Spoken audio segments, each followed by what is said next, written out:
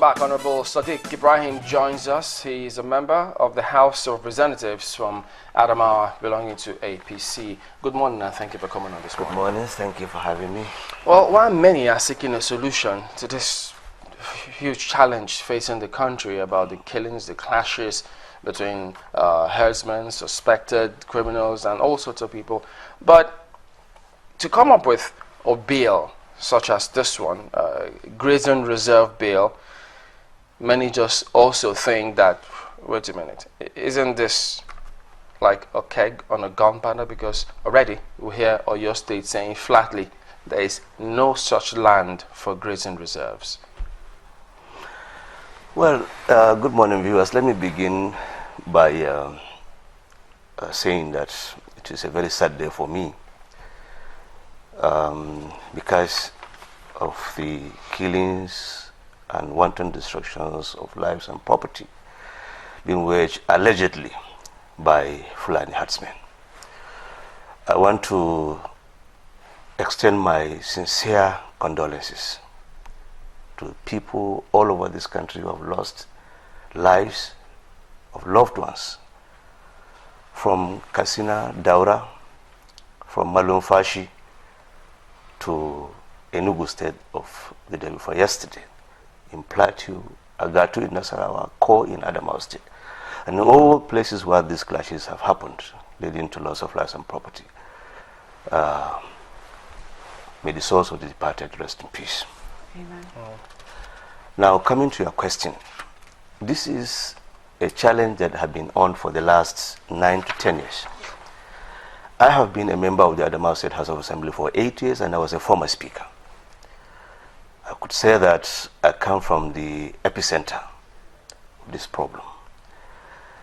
Adamawa has the second largest number of cattle population, and we have a lot of farmers and cattle rearers that have been in these clashes for far too long. My bill is as a result of my personal experiences of the causes of this challenge, and I've suggested in the bill. The main thrust of my bill are three. Number one, to bring peace and stability to Nigeria by avoiding cattle herders and farmer clashes. Number two, to improve the quality of animals and the supply of milk to the Nigerian nation, because we import $1.5 billion worth of milk in Nigeria, and most of it is powder, and we have it here. And number three is to, the thrust of the bill is to discourage transhumance, i.e. movement of cattle herded by people who ought to be in school. These are the main thrusts of my bill. I don't think it is a cake of gunpowder, depending on from which side of the divide you're arguing. Well, about this bill, because yes, you've been speaker and you've given your experience in terms of what you've seen happen in Adamawa. Has there been any such bill introduced in Adamawa to solve the problem? Because we know there's been clashes as a result of this as well. Yes, we tried to, by way of policy, because I was part and parcel of the government, create grazing reserves in Adamawa.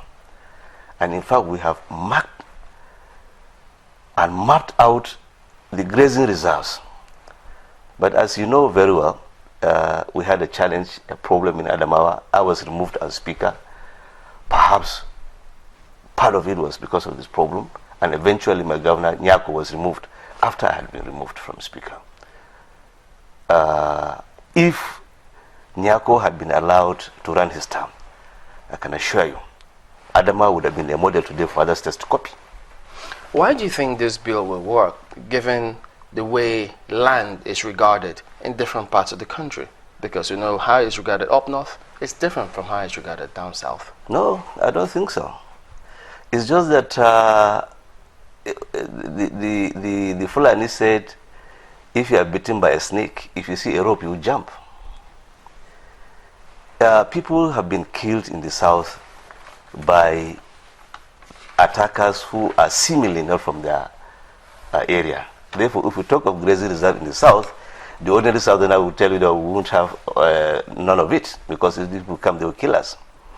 And they can also tell you that we don't have land. One of the greatest former presidents of Nigeria that so much respect is President Olusegun Obasanjo. When he was General Obasanjo, in 1978, he promulgated a law, which was a military decree, called the Land Use Act.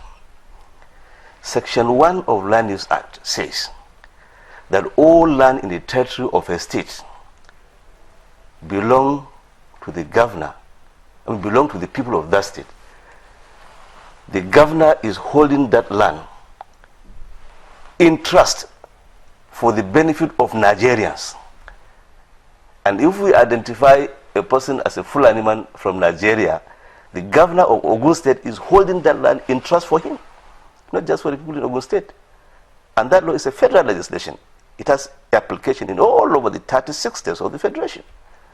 If you are holding a land in trust for Nigerians, I am a Nigerian, I'm entitled to apply for a CFO in your own state, and you ought to give me.